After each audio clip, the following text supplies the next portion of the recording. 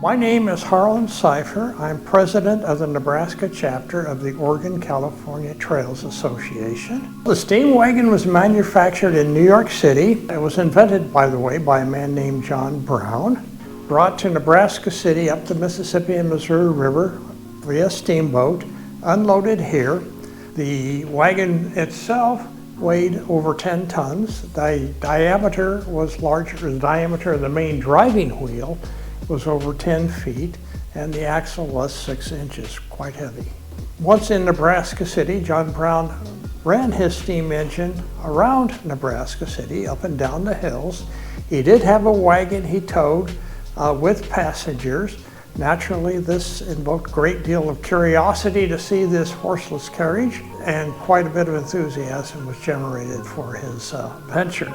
Their goal was to make Denver, which is a very interesting, ambitious goal at the time, because they would have to stop for water, for the boilers, they would have to stop for fuel.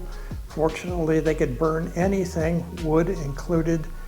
They never had the opportunity to, but I would have liked to have seen them burn buffalo chips, which was used for fuel off in the west. They made it about 3.5 miles outside of Nebraska City before one of the drive shafts broke.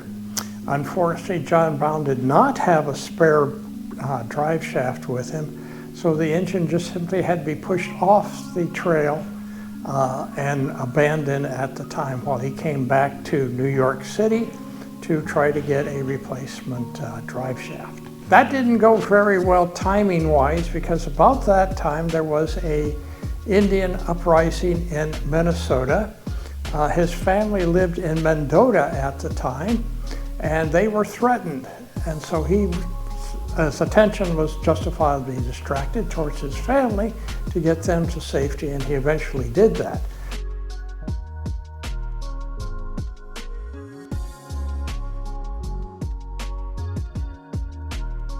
But in the meantime, the Civil War was gearing up, and the rest of the story simply says it. That was the end of the steam wagon. So where's the steam wagon today? Melted down. The steam wagon was eventually salvaged, melted down. There is a part here in the museum that came from the original steam wagon and is on display. But that, unfortunately, is the only part that's now available. That was DJ Doff. He was one of the men probably in the picture, we don't know for sure, but he was wearing a straw hat, and sparks from the engine set it on fire. Brief emergency, he survived, the hat did not. End of story.